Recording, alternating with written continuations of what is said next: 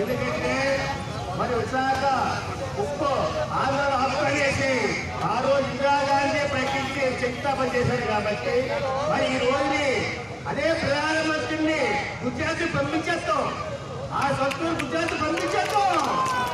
Andhra steel ప్లాంట్కి ఉపసంహరణ ప్రైవేటీకరణ లేదు, ఉపసంహరించుకుంటున్నానికి ఇచ్చిన తర్వాత అక్కవరకు వచ్చి ఆగుతాం. మరి అలా లేదంటే మరి కానీ గుజరాత్ పంపించేస్తాం, ఢిల్లీ నుంచి గుజరాత్ పంపించేస్తాం. అమలంతా చెప్పండి. హైదరాబాద్ గుజరాత్ పంపించేస్తాం, ఆ ఊరు పంపించేస్తాం.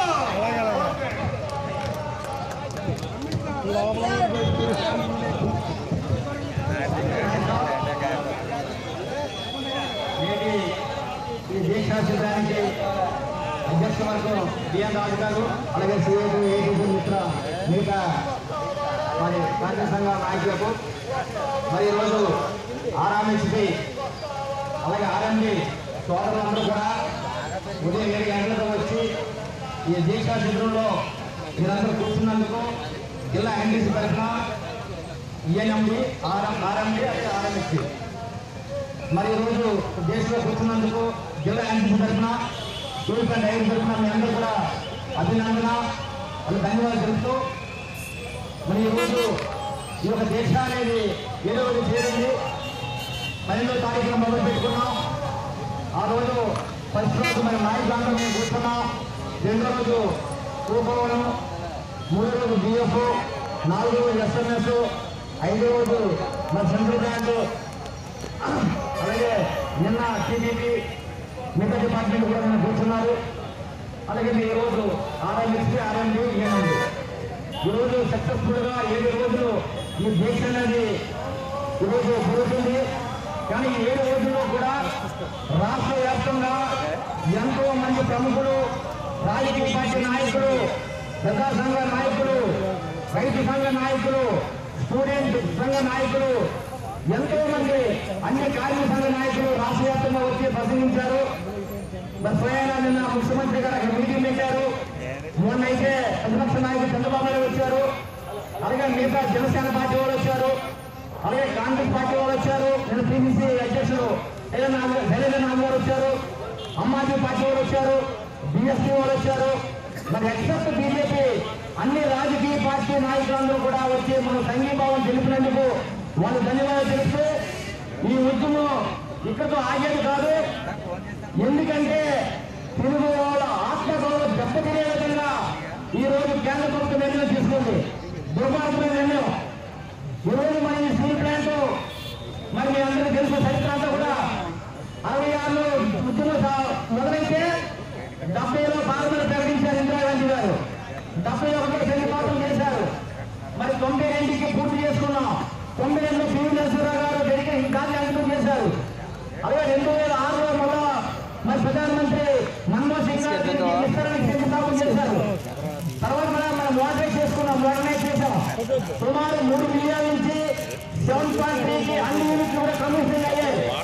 ఈ స్టీల్ ప్లాంట్ ఇప్పుడే ముందుకి ఇంకా ఈ బంగారు కోట లాంటి స్టీల్ ప్లాంట్ ని ఎవరికో అదానియో అంబానీకో లేకపోతే భూస్వాములకో ఎవరికి అమ్మాలని చెప్పి 100కి 100% మరి అమ్మాలని మరి CCA cabinet committee for economic affairs అనే కమిటీ నిర్ణయం తీసుకుంది. జనవరి 8వ తారీఖున మనకైతే ఎవరికి తెలియదు. 3వ తారీఖు నాడు ముంబైలో ఒక ఇంగ్లీష్ పేపర్లో వచ్చింది. వచ్చిన తర్వాత మేము చూసి హట్టాయం. ఆ మరునాడే మళ్ళీ అన్ని ఎంక్వైరీ చేస్తే ఢిల్లీలో ఇది సిసిఏ అలా నిర్ణయం తీసుకుని డేపు అనే పథకం ఉంది, డిపార్ట్మెంట్ పథకం జరిగింది అమ్మడానికి. ఈ భారతదేశంలో అన్ని కంపెనీలు అమ్మే హక్కు ఆ దేశాల పథకానికి ఇచ్చారు. ఆ యొక్క కమిటీ చైర్మన్ ఎవరంటే నిర్మలా సీతారామన్ గారు, ఫైనాన్స్ మినిస్టర్. అది ఆ కమిటీ రిఫర్ చేశారు ఈ సీజన్ అమ్మేయండి అని చెప్పి. ఈ సిసిఏ కమిటీ ఇంత దుర్మార్గమైన నిర్ణయం తీసుకుంటే మనం ఆగుతామండి. అదే 2000 సంవత్సరంలో బిఎఫ్ గారికి వెళ్తేనే మనందరం పోరాడి సాధించుకున్నాం, వాజ్పేయి గారిని ఒప్పించాం. అలాగే 10% సేల్స్ అమ్ముతామని డిజైన్ చేస్తామని మన్మోహన్ సింగ్ గారు గవర్నమెంట్ లో చేసినప్పుడు కూడా మనందరం పోరాడి ఆపుకున్నాం. కానీ ఈరోజు సుమారు కాంగ్రెస్ కార్మికులు డైరెక్ట్ గా ఇండైరెక్ట్ గా 1,00,000 కుటుంబాలు దీన్ని ఆరోగ్యం పొందుతున్నాయి. ఈ విశాఖపట్నం రూపురేఖ మార్చి విశాఖపట్నం స్టీల్ ప్లాంట్ ఆంధ్ర రాష్ట్రాలే కాదు దక్షిణ ప్రాంతాలకే దక్షిణాది ప్రాంతాలకి ఒక పెద్ద స్టీల్ ప్లాంట్ ని 103% అమ్మేయడానికి ఏమైనా పశువులు అనుకున్నారా ఆయన? స్టీల్ ప్లాంట్ అనుకున్నారా? ఎంతో మంది త్యాగాలు చేశారు.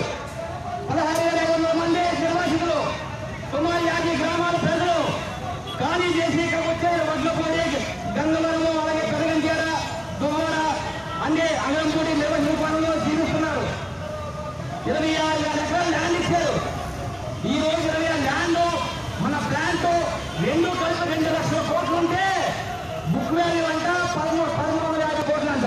అది ఇలా కట్టేది బుక్ వాల్యూ. మన జీవితానికి బుక్ వాల్యూ అంటే ఈ అప్పులు 22,000 కోట్లు లోన్స్ పోయి. లోన్స్ అంటారా? లోన్స్ మనం జీతాల గురించి దేని గురించి చేయలేదండి. కేవలం ఎక్స్పెన్షన్ గురించి 3 మిలియన్ నుంచి 7.3 చేయడానికి 22,000 కోట్లు పెట్టుబడి అయింది. ఆ పెట్టుబడి గవర్నమెంట్ ఇవ్వాలి. వాళ్ళు ఇవ్వకుండా మనమే లోన్ తీసుకొచ్చి మనం ఎక్స్పెన్షన్ చేస్తాం. దానివల్ల జరుగుతుంది. లోన్స్ అన్ని సీలింగ్లో ఉన్నాయి. సీలింగ్ 40,000 కోట్లు ఉంది. అలాగే టాటా స్టీల్కి 40,000 కోట్లు ఉంది. జిందాల్ స్టీల్కి 50,000 కోట్లు ఉంది. అలాగే బోసల్ స్టీల్ అయితే 50,000 కోట్లు ఎఫ్బడిసి కంపెనీ అమ్ముతారు. బోసల్ స్టీల్ వాళ్ళు దేశంలో ఉన్న అన్ని స్టీల్ ప్లాంట్లు కూడా లోన్స్ ఉంటాయి. ఎందుకంటే ఎక్స్పెన్షన్కి కానీ పెట్టుబడి కానీ తీసుకుంటారు. కానీ మనమైతే విశాఖపట్నం స్టీల్ ప్లాంట్ నంబర్ 1 గా మనం ఉన్నాం. ఎన్నో ప్రైమ్ మినిస్టర్ ట్రోఫీ అవార్డు సాధించుకున్నాం. ఎనర్జీ అవార్డు సాధించుకున్నాం. గ్రీన్ అవార్డు సాధించుకున్నాం. అలాగే మరి మా మాతృభాష జాతీయ భాష ఈరోజు కోట్ల రూపాయలు సిఎస్ఆర్ ఫండ్స్ చుట్టుపక్కల ప్రాంతాలు అభివృద్ధి చేశాం. కేజీ కోట్లు ఇచ్చాం. శంకర్ నేత్రాలకు 3 కోట్లు ఇచ్చాం. అలాగే చుట్టుపక్కల గ్రామాల్లో ఉన్న అన్ని స్కూల్స్ కి పనిచేసి ఇచ్చాం. కాలేజీలు కట్టాం. ఇంకా సిఎస్ఆర్ ఫండ్స్ పరంగా సుమారు 500 కోట్లు మన లాభంలో 18,000 కోట్ల లాభాలు వస్తే అందులో 1% మన సిఎస్ఆర్ ఫండ్ ఖర్చు పెట్టాం. ఎంత పొటెన్షియల్ ఉన్న స్టీల్ ప్లాంట్ ని ఒక పశువులు అమ్మినట్టు 100% అమ్మేయాలని చెప్పి కేంద్ర ప్రభుత్వం తీసుకున్న నిర్ణయం మన తెలుగు వారి గుండె చప్పుడికి దంకాలి. వాళ్ళు వెనక్కి తీసుకోవాలి. తీసుకున్న వరకు కూడా ఈ ఉద్యమం ఆగదు. ఇది ఓన్లీ ఏంటంటే మనం వెయిట్ చేస్తున్నాం. ఈ యొక్క నిరాదేశం అనేది శాంతియుతంగా చేస్తున్నాం. ముందుకి రాష్ట్రాలకు చేయాలి. రైలు లోకం చేయాలి. ఈ రాష్ట్రాన్ని ఈ 2 రాష్ట్రాలు దిగ్బంధించాలి. అవసరమైతే ఢిల్లీలో వెళ్ళి కూడా ఢిల్లీని దిగ్బంధించాలి. ఢిల్లీలో రైతులు సుమారు 88 రోజుల నుంచి అక్కడే కూర్చొని అక్కడే వంట చేసుకొని అక్కడే ఉన్నారు. ఈ రోజు కూడా కేంద్ర ప్రభుత్వం ఒక దిగొచ్చి సంవత్సరంన్నర 1.5 years మేము ఈ యొక్క చట్టాలు అమలు చేయమని చెప్పినప్పుడు కూడా వాళ్ళు ఒకటే చెప్తున్నారు. 2024 దిగిపోయే వరకు మేము ఎక్కడే ఉంటాం. అయితే చట్టాలు రద్దు చేస్తావా? లేదా 2024 నువ్వు దిగిపోయే వరకు కూడా మేము ఢిల్లీలో ఉంటామని చెప్పి రైతులు మరి చెప్తున్నారు. మరి ఈ రోజైతే దేశవ్యాప్తంగా 12 గంటల నుంచి 4 గంటల వరకు రైలు ఓపెన్ చేస్తున్నారు. రైతులు కూడా ఈ దేశంలో రైతులు ఇబ్బంది పెట్టి, కార్మికులు ఇబ్బంది పెట్టి, కంపెనీలు ఇబ్బంది పెట్టి, మహిళలు ఇబ్బంది పెట్టి, యూత్ ఉద్యోగాల గురించి చూస్తున్నాం. ఇబ్బంది చూస్తున్నాం.